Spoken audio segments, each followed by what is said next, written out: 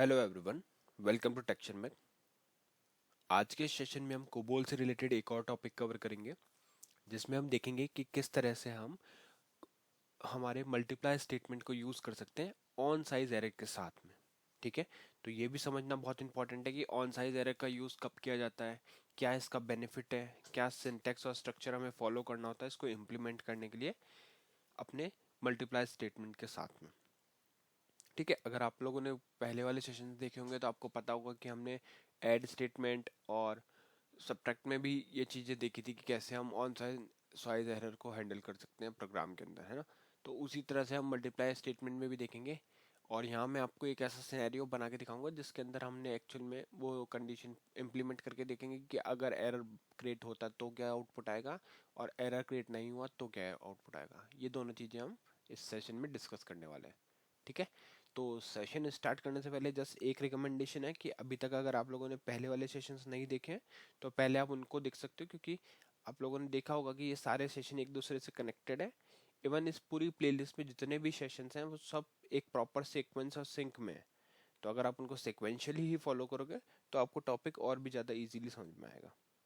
ठीक है, तो अभी के लिए अपन स्टार्ट करते हैं। मैंने यहाँ पे एक प्रोग्राम क्रिएट किया हुआ है, इसमें अपन बाकी लॉजिक जो मेन लॉजिक पार्ट है वो स्क्रैच से लिखेंगे। और मैं आपको प्रोग्राम दिखाता हूँ, TSCBPGM70। इसको मैं एडिट मोड में ओपन करूँगा।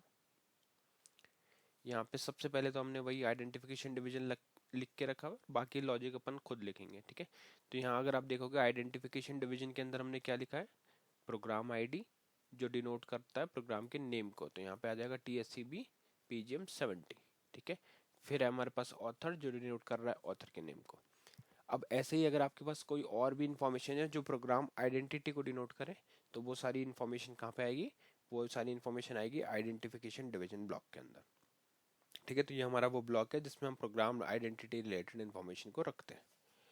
अब अगर आप लाइन नंबर 5 से लेकर लाइन नंबर 7 तक देखो तो यहाँ पे हमने 3 लाइन डिक्लेयर की हुई है एज ए कमेंट। कैसे डिक्लेयर होती है कमेंट लाइन, देखो फर्स्ट लाइन से आप काउंट करोगे 1 2 3 4 5 6 7। सेवन्थ पोजीशन पे जब आप एस्ट्रिक रखते हो और उसके बाद में जो भी यहाँ पे लिखोगे वो कंसिडर होगा आपका कमेंट लाइन।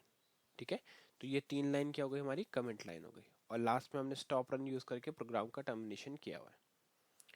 अब कमेंट लिखने का पर्पस जैसे इतना था कि आप लोगों को टॉपिक का नेम यहाँ पे शो कर सके, तो यहाँ पे मैंने टॉपिक का नेम डाला multiply statement with on size error. यहाँ पे आ जाएगा विद ऑन साइज एरर। ठीक है, तो ऐसे ही अगर आपको कोई और भी सोर्स का यहाँ पे लॉजिकल या कोड समझाने के लिए कुछ यहाँ पे आपको मार्कअप करना है तो आप कमेंट के थ्रू कर सकते हो। अब हम स्टार्ट करते हैं अपना मेन लॉजिक वाला एरिया लिखना। तो सबसे पहले मैं लिखूंगा यहाँ पे डेटा डिवीजन, क्योंकि हमें वेरिएबल की नीड है। किसी भी एग्जांपल के लिए पहले वेरिएबल की नीड होती है। तो यहाँ पे इसको ब्लैंक लाइन इंसर्ट करते हैं I20 स्पेस से, यहाँ पे एक बार कुछ लिखते हैं और ये ब्लैंक लाइन हमारी ऐड हो गई। अब हम क्या करेंगे, यहाँ पे डिक्लेयर करेंगे अपना डेटा डिवीजन। तो डेटा डिवीजन यहाँ इस जगह पे डिक्लेयर करेंगे डेटा डिवीजन। ठीक है, डेटा डिवीजन आ गया। अब इसके बाद में आएगा अपना वर्किंग स्टोरेज सेक्शन, तो इधर आ जाएगा वर्किंग स्टोरेज सेक्शन। ठीक है, अब जितने भी वेरिएबल्स आप प्रोग्राम में यूज़ करने वाले हो वो सारे वेरिएबल हम इसी वर्किंग स्टोरेज सेक्शन के अंदर डिफाइन कर देंगे। तो यहाँ से डिफाइन करते हैं। पहला वेरिएबल डिफाइन करने के लिए सबसे पहले स्पेसिफाई करना होता है लेवल नंबर, तो यहाँ पे मैं डालता हूँ 01 जो है हायर, जो डिनोट कर रहा है हायर डेटा हायरार्की को। फिर है हमारे पास प्रॉफिट 1 जो डिनोट करता है डेटा नेम और वेरिएबल नेम। फिर है हमारे पास PIC 9 of 3। यहाँ पे 9 क्या PIC क्या डिनोट करता है, पिक्चर क्लॉज को, और 9 डिनोट करता है न्यूमेरिक वैल्यू को जो 3 डिजिट लेंथ के साथ में है। 9 मतलब न्यूमेरिक डेटा टाइप और 3 मतलब उसकी लेंथ। तो ये कंफ्यूज नहीं होना, 9 हमेशा न्यूमेरिक डेटा टाइप को रिप्रेजेंट करता है। फिर हम यहाँ पे यूज़ करेंगे वैल्यू क्लॉज वैल्यू को इनिशलाइज करने के लिए, तो मैंने इसमें वैल्यू इनिशलाइज कर दी 50। ठीक है, अब हम क्या करेंगे, इसके बाद में हम लिखते हैं फिर से 01, दूसरा वेरिएबल डिफाइन करेंगे। दूसरे वेरिएबल का नेम है प्रॉफिट 2। यहाँ आ जाएगा PIC, सेम पैटर्न में 9 of 3 यहाँ पे भी डिक्लेयर होगा, और यहाँ पे आ जाएगा वैल्यू 25। ठीक है, ये हो गया। अब इसके बाद में हम एक और वेरिएबल डिक्लेयर करेंगे क्योंकि हमें रिजल्ट भी स्टोर करवाना है, तो यहाँ पे लिखेंगे रिजल्ट। रिजल्ट के बाद में PIC 9 of 3 और इसमें हमारा रिजल्ट आ जाएगा। ठीक है, तो यहाँ पे आ गया अपना रिजल्ट। इसमें वैल्यू क्लॉज की नीड नहीं है, तो बस यहाँ पे इसको, क्योंकि वैल्यू क्लॉज हम तब यूज़ करते हैं जब वैल्यू इनिशियलाइज करनी है, यहाँ पे हमें कोई वैल्यू इनिशियलाइज नहीं करनी है अभी।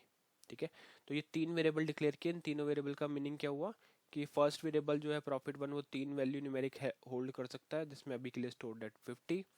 सेकेंड वेरिएबल जो है वहाँ पे भी 3 वैल्यूज होल्ड कर सकते हैं, करंट वैल्यू स्टोर्ड 25। और थर्ड वेरिएबल है हमारा रिजल्ट जो अभी ब्लैंक है।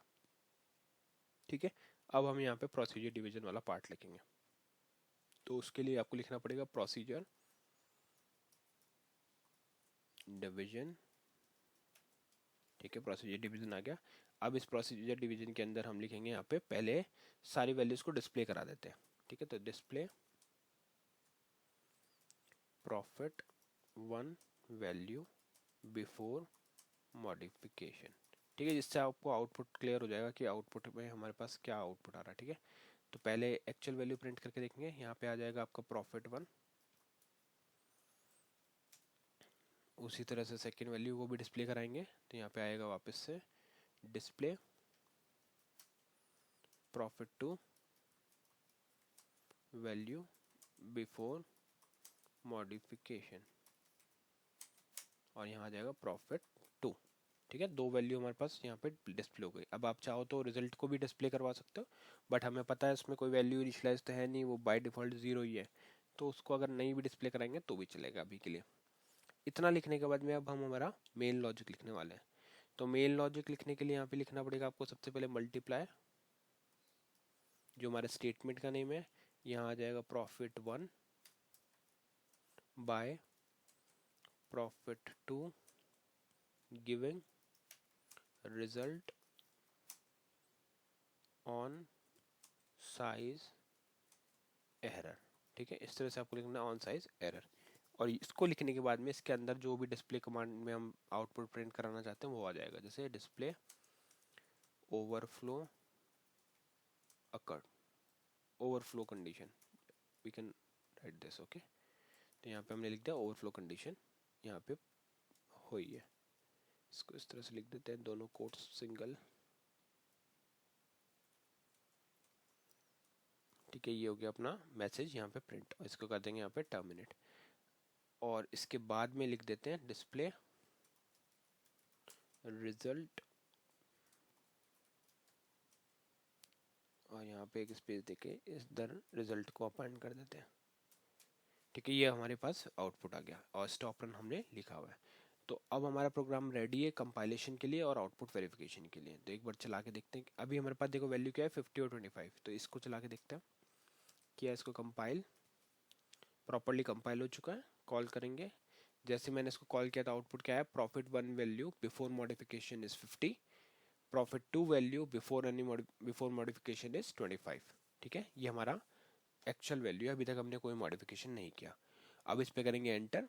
एंटर करते ही अपने पास मैसेज क्या आ गया, ओवरफ्लो कंडीशन, और रिजल्ट प्रिंट हुआ 0। क्यों? क्योंकि जब आप 20 × 50 करोगे तो वो जो आउटपुट आ रहा है वो 3 डिजिट वैल्यू में अकोमोडेट नहीं हो सकता, इसीलिए ये आपको एरर दे रहा है। अच्छा, अगर हम इसमें करेक्ट वैल्यू देंगे तो क्या होगा, जैसे एग्जांपल के लिए मैंने यहाँ पे 5 और 2 दे दिया अभी के लिए। अब इसको अगर हम कंपाइल करें और कॉल करें तो आउटपुट आया, देखो पहला है 5 और 2 प्रिंट कर दिया और आउटपुट आ गया 10। तो इस केस में ओवरफ्लो वाला मैसेज नहीं आया। क्यों? क्योंकि अब ऑन साइज जो हमने एरर यूज़ किया था उसने उस चीज़ को हैंडल किया कि अगर साइज का कोई इशू नहीं है, ओवरफ्लो का कोई इशू नहीं है, तो उस केस में वो स्किप करेगा उसको। ये तब ही एग्जीक्यूट होगा इसके बाद वाला लाइन जब हमारे pass on size error turn on है। मतलब ऑन साइज एरर मतलब कि अगर आपका कोई भी कंडीशन ऐसा बन रहा है जहाँ पे आपका साइज से ज़्यादा रिजल्ट आ रहा है वेरिएबल में, तो उस केस में ये ऑन साइज एरर ऑन हो जाएगा, टर्न ऑन हो जाएगा, और फिर उसके बाद में ये वाला लाइन प्रिंट हो जाएगा कि डिस्प्ले ओवरफ्लो कंडीशन। ठीक है, और लास्ट में हम हमारा डिस्प्ले कमांड रन करके एक्चुअल रिजल्ट प्रिंट कर रहे हैं। तो अगर ये वाला एग्जीक्यूट हो गया, मतलब अगर ओवरफ्लो कंडीशन है तो रिजल्ट में 0 आ जाएगा, अदरवाइज जो एक्चुअल रिजल्ट आना चाहिए वो हमारे को यहाँ पे शो होगा। ठीक है, तो वापस से इसको वही कर देते वैल्यू 50 और 25।